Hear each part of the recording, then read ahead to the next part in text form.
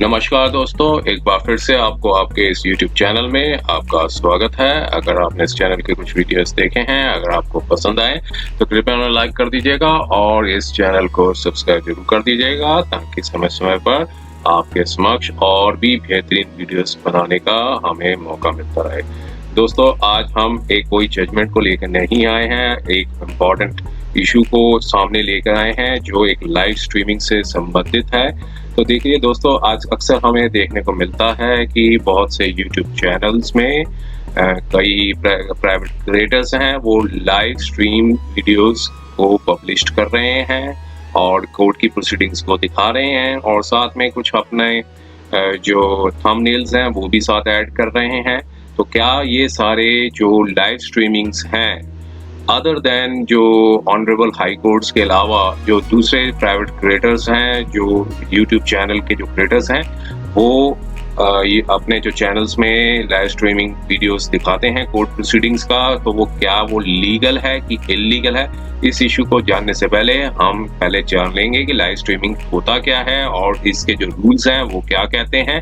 और कोई भी लाइव स्ट्रीमिंग वीडियो को अगर आप शेयर करते हैं या उस पर कोई कमेंट लिखते हैं या फिर उसको कोई मॉडिफाई करते हैं, तो क्या वो लीगल है कि इल्लीगल है? इसके संबंध में जानने के लिए हमें रूल्स का जानना बहुत ज़्यादा ज़रूरी है, क्योंकि ताकि अगर कोई ignorance of law is of no excuse, ऐसा ये लीगल जो टर्म है उसको कहा गया है कि अगर किसी को लॉ की नॉलेज नहीं है तो अगर वो इग्नोरेंस ऑफ लॉ पे कुछ काम करता है तो वो एक्सक्यूजेबल नहीं माना जाएगा, क्योंकि जो लॉ ये प्रिज्यूम करता है कि हर आदमी को हर व्यक्ति को लॉ की नॉलेज होती है और इसकी एवज में अगर कोई लैप्सेस हो जाते हैं या फिर कोई एरर हो जाती है या फिर डिलिबरेटली या अनइंटेंशनल कोई भी गलती हो जाती है तो उसके ग्राउंड्स के बेसिस पे वो अपनी डिफेंस नहीं रख सकते हैं। तो देखिए, पहले हम ये जानेंगे लाइव स्ट्रीमिंग जो है वो एक डिपार्टमेंट ऑफ जस्टिस जो मिनिस्ट्री ऑफ लॉ की जो साइट्स है उसमें आपको ये इसके बारे में डिटेल्स मिल जाएंगे। तो ये मिनिस्ट्री ऑफ लॉ की साइट है, department of justice government of India की साइट है। तो और इसमें लाइव स्ट्रीम के बारे में बताया गया है और इसमें जो पर्पस ये बताया गया है कि जो लाइव स्ट्रीमिंग जो हो रही है वो कुछ हाई कोर्ट्स में हो रही है, जो कि गुजरात, ओडिशा, कर्नाटका, झारखंड, पटना और मध्य प्रदेश की इन अभी आज की डेट में जो है वो लाइव स्ट्रीमिंग स्टार्ट हो रखी है और जो है इंटरेस्टेड पर्संस जो भी हैं वो प्रोसीडिंग्स को ज्वाइन कर सकते हैं। तो इसके बारे में देखिए और भी इंफॉर्मेशन लिखी है कि जो under the guidance of E committee supreme court of India एक सब committee was constituted for framing the model rules for live streaming. The said rules have been forwarded to the computer committee of the High Court for the feedback and the suggestion। तो दोस्तों, अब ये जो यहाँ पे अगर आप कभी भी लाइव स्ट्रीमिंग देखना चाहें तो वो इनके जो लिंक्स हैं वो यहाँ दिए गए हैं, Gujarat high court, Jharkhand, Karnataka high court, Madhya Pradesh high court, Orissa high court और पटना हाई कोर्ट के। तो इनके जो लिंक्स हैं वो दिए गए हैं। तो इसके पहले जो रूल्स जो बनाए गए हैं उन रूल्स के ऊपर हम एक बार देख लेते हैं क्या कहते हैं रूल्स। देखिए, rules of live streaming and recording of the court proceedings, ये रूल्स बनाए गए हैं और ये सब रूल्स हैं वो अप्लाई होते हैं जो हाई कोर्ट है जुडिकेचर का और जो सबऑर्डिनेट कोर्ट्स हैं और ट्राइब्यूनल्स हैं जिनके ऊपर हाई कोर्ट सुपरवाइज करते हैं, सो उनकी जो सुपरवाइजरी जुरिस्डिक्शन होती है। और इसमें कुछ डेफिनेशंस के बारे में बताया गया है। तो हम मेन इशू पर चलते हैं। लाइव स्ट्रीमिंग के बारे में बताया गया कि लाइव स्ट्रीमिंग है क्या, जो एक टेलीविजन लिंक है, वेबकास्ट है, ऑडियो विजुअल ट्रांसमिशन है, जो इलेक्ट्रॉनिक मीन्स और कोई अरेंजमेंट्स जिससे द्वारा पर्सन कैन जो व्यक्ति चाहे वो प्रोसीडिंग्स को देख सकता है as permitted under these rules. साफ साफ लिखा है जो भी परमिटेड है अंडर द रूल्स के अंदर ही जो है वो प्रोसीडिंग्स को देख सकते हैं। तो ये थोड़ी डेफिनेशंस हैं, रूल्स हैं बनाए गए हैं।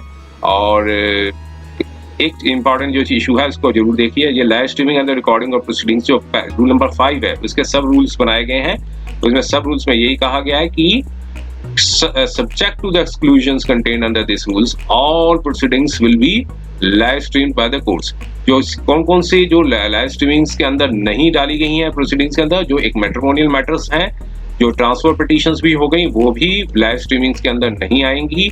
और जो कुछ केसेस हैं जो 376 इंडियन पीनल कोड के अंदर आते हैं वो भी लाइव स्ट्रीमिंग के अंदर कवर नहीं होंगे, जो कि और cases concern gender based violence against the women जो है वो भी लाइव स्ट्रीमिंग के दायरे में नहीं आएंगे और पॉस्को से रिलेटेड है या फिर जुवेनाइल जस्टिस के हैं, और या फिर वो जो सारी इन कैमरा प्रोसीडिंग्स हैं जो 327 सीआरपीसी के अंदर आती है, जहाँ section 153 B of the code of civil procedure 908 के अंदर आती हैं। और जब फिर ऐसे लाइव स्ट्रीमिंग नहीं की जाएगी जिससे एनिमिटी हो या फिर कोई ब्रीच ऑफ लॉ हो, कम्युनिटीज के बीच में जो एनिमिटी डेवलप हो, इस तरह की लाइव स्ट्रीमिंग नहीं की जाएगी। और रिकॉर्डिंग ऑफ एविडेंसेस, जो भी क्रॉस एग्जामिनेशन हो रहा है या फिर कोई एग्जामिनेशन अंडर ओथ में दी जा रही है तो वो भी लाइव स्ट्रीमिंग के कवरेज में एक्सक्लूड की गई है सारी। और जो भी प्रिविलेज कम्युनिकेशंस हैं, जैसे कोई भी कम्युनिकेशंस होती है, जैसे कोई पार्टी और एडवोकेट के बीच में कोई बातचीत होती है और जिसमें या फिर केसेस जिसमें प्रिविलेज जो है कोर्ट है एक्सेप्ट करती है, और जो नॉन पब्लिक डिस्कशंस होती हैं बिटवीन द एडवोकेट्स के अंदर वो भी लाइव स्ट्रीमिंग के अंदर नहीं आएगी। और जो कोई भी ऐसा मैटर जो बेंच जिसमें कोई स्पेसिफिक डायरेक्शंस इशू करती है बेंच या चीफ जस्टिस साहब करते हैं तो उसमें वो भी लाइव स्ट्रीमिंग के अंदर नहीं आते हैं। और ये बताया गया है कि लाइव स्ट्रीमिंग जो सर्टेन केसेस, कई कुछ केसेस के चुनिंदा केसेस के सिर्फ रिस्ट्रिक्टेड होंगी, फाइनल आर्ग्यूमेंट्स पे ही जो है लाइव स्ट्रीमिंग दिखाई जाएगी।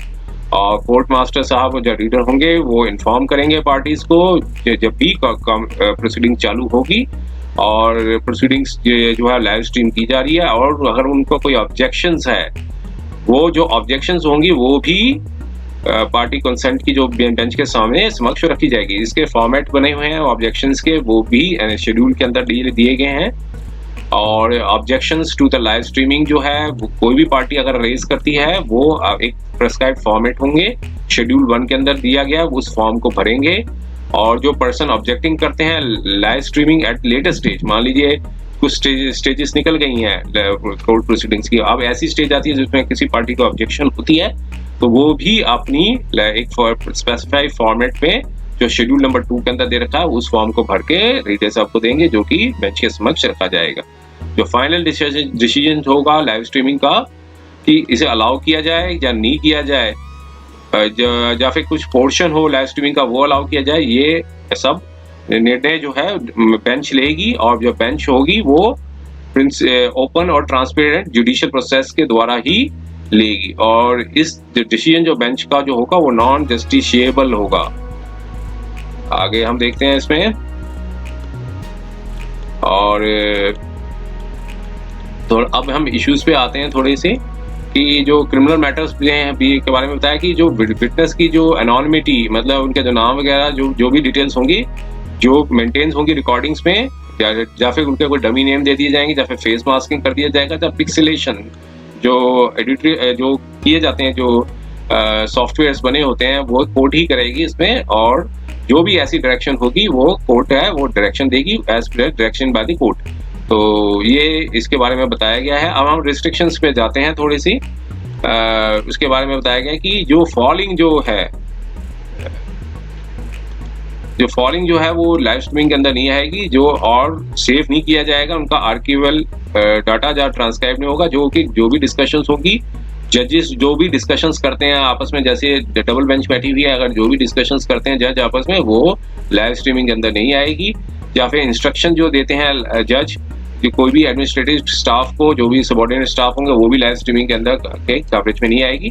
जो कम्युनिकेशन होती है या कोई मैसेज दिया जाता है, डॉक्यूमेंट दिया जाता है कोर्ट मास्टर द्वारा बेंच को, वो भी इसमें नहीं आएगी। और डॉक्यूमेंट्स जो दिए जाते हैं जज को जो प्रोसीडिंग्स में, वो भी लाइव स्ट्रीम के अंदर नहीं आएगी। या फिर नोट्स जो जज बनाते हैं प्रोसीडिंग्स में, वो भी लाइव स्ट्रीम में नहीं आएगी। और या फिर जो एडवोकेट है नोट्स देंगे और पेपर में या फिर इलेक्ट्रॉनिक फॉर्म में जो असिस्टेंस करने के लिए और या फिर सबमिशंस देने के लिए बिफोर बेंच के सामने, वो भी लाइव स्ट्रीमिंग के अंदर नहीं आएगी। और जो भी कम्युनिकेशंस होगी एडवोकेट्स और क्लाइंट के बीच में, और जो दो एडवोकेट्स के बीच में, और जो कम्युनिकेशन जो हो, जो कि exchange not a submission exchange between the advocate and the court, जो ऐसी कोई कम्युनिकेशन की जाएगी जो नहीं चाहते हुए, जिन कम्युनिकेशन को नहीं सबमिट किया जाएगा लाइव स्ट्रीमिंग में, वो भी नहीं आएगी इसमें। और अब देखिए आगे बढ़ते हैं हम इसमें, जो मेन इशू है टॉपिक का उस पे हम आते हैं। देखिए अब इस इशू पे देखिए स्टोरेज एंड एक्सेस के ऊपर, जो रिकॉर्डिंग्स जो होगी वो जो भी लाइव स्ट्रीमिंग होगी उनकी रिकॉर्डिंग्स होंगी वो आर्काइव्ड हो जाएंगी, और जो रिकॉर्डिंग्स होंगी वो भी अपलोड की जाएंगी होली और इन पार्ट में, और जो भी कोर्ट की वेबसाइट होगी और जो भी कोर्ट के और जो मेड इन डिजिटल प्लेटफॉर्म्स होंगे जो भी कोर्ट डायरेक्ट करेगी उसके अंदर वो अपलोड किए जाएंगे। अब आगे इस इशू को देखिए, access to the copies of the recordings not uploaded will be sanctioned by the designated officer who is in the party will act as the law, and application for the copies of the recording shall be made in the prescribed जो format होगा schedule 3। जो area जो upload नहीं किया गया होगा वो उसकी अगर चाहे कोई पार्टी चाहे डिजायर्स क्लेम करना चाहे तो वो शेड्यूल 3 के अंदर फॉर्म को भर के ले सकती हैं।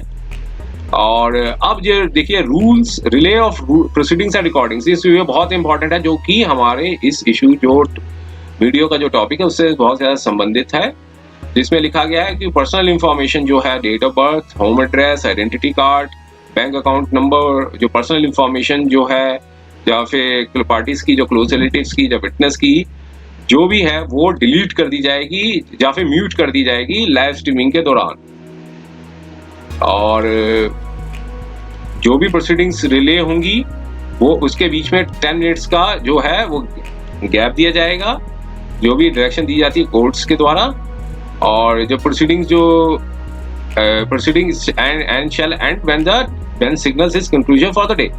तो लाइव स्ट्रीमिंग जो होगी वो तभी से स्टार्ट होगी जब बेंच बैठेगी, असेंबल्ड होगी, और जब फिर कोर्ट को इंस्ट्रक्शन दी जाएगी, जो कोर्ट स्टाफ को इंस्ट्रक्शन दी जाएगी कि प्रोसीडिंग्स को स्टार्ट कीजिए, और एंड तब होगी जब बेंच सिग्नल देगा कि हाँ अब प्रोसीडिंग्स कंप्लीट की जा रही है।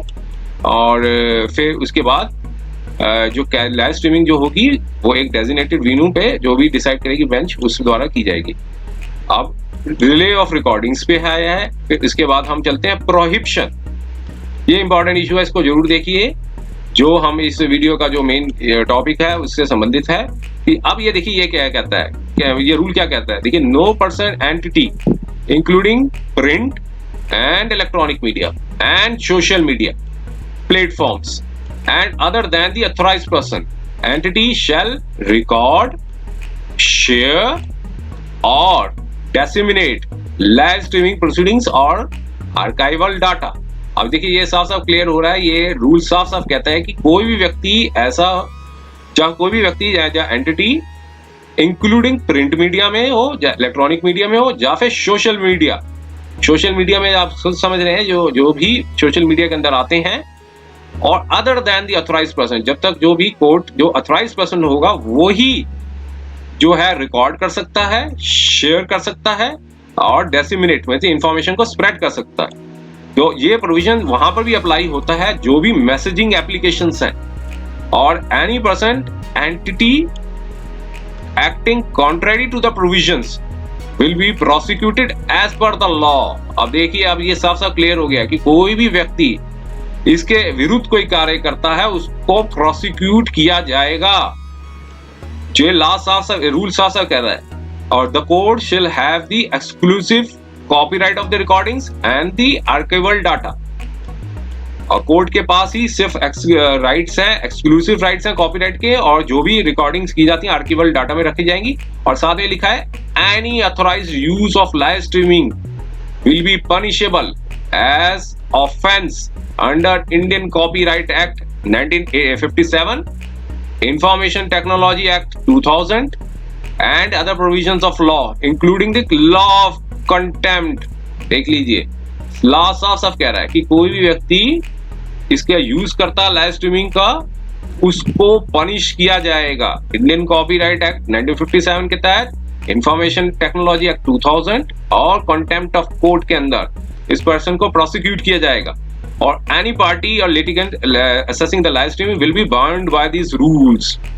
और फिर आगे देखिए क्या कहते हैं रूल्स, the live streaming जो shall not without prior written authorization of the court, देख लीजिए यहाँ पे, will be reproduced, transmitted, uploaded, posted, modified, published or republished in any form ठीक है, रूल साफ साफ कह रहा है कि जो लाइव स्ट्रीमिंग जो होगी बिना रिटन पर ऑथराइजेशन कोड के द्वारा ना उसको रिप्रोड्यूस किया जा सकता है, ट्रांसमिट किया जा सकता है, अपलोड किया जा सकता है, पोस्ट किया जा सकता है, मॉडिफाई किया जा सकता है, पब्लिश्ड और republish in any form. Means कोई भी जब तक कोर्ट परमिशन नहीं देगी, रिटर्न जो ऑथराइजेशन नहीं दी जाएगी, को जो है without written authorisation of the court जब तक नहीं देती है, उस वो व्यक्ति या एंटिटी उस जो भी लाइव स्ट्रीमिंग को ना तो रिप्रोड्यूस कर सकता है, ना ही वो ट्रांसमिट कर सकता है, ना ही अपलोड कर सकता है, ना ही पोस्ट कर सकता है, ना मॉडिफाई कर सकता है, ना पब्लिश कर सकता है, ना रीपब्लिश कर सकता है। तो अब ये जो रूल है वो साफ साफ क्लियर कर रहा है, जितने भी यूट्यूब चैनल्स हैं, क्रिएटर्स हैं, वो बना रहे हैं वीडियोस को, लाइव स्ट्रीमिंग की वीडियोस दिखा रहे हैं, वो किस तरीके से रूल अगर वायलेट, जब तक ऑथराइजेशन नहीं होती है तब तो वो ना वो किसी तरीके से रिप्रोड्यूस कर सकते हैं, ना ही वो ट्रांसमिट कर सकते हैं, ना ही अपलोड कर सकते हैं, ना ही मॉडिफाई और पब्लिश कर सकते हैं। तो जो भी यूट्यूब क्रिएटर है वो बना रहे हैं, तो वो तो रिप्रोड्यूस भी कर रहे हैं, ट्रांसमिट भी कर रहे हैं और अपलोड भी कर रहे हैं और मॉडिफाई भी कर रहे हैं। अब ये इन्वेस्टिगेशन का पार्ट रहेगा कि वो उनको रिटर्न ऑथराइजेशन मिली है कोर्ट से कि नहीं मिली है, ये एक इन्वेस्टिगेशन का पार्ट रहेगा। अगर कोई भी क्रिएटर हो, अगर इसके एवज में कोई करता है तो वो पनिशेबल ऑफेंस होगा इंफॉर्मेशन टेक्नोलॉजी एक्ट के अंदर, court of contempt of court के अंदर और कॉपीराइट एक्ट के अंदर भी उसको पनिशेबल ऑफेंस माना जाएगा।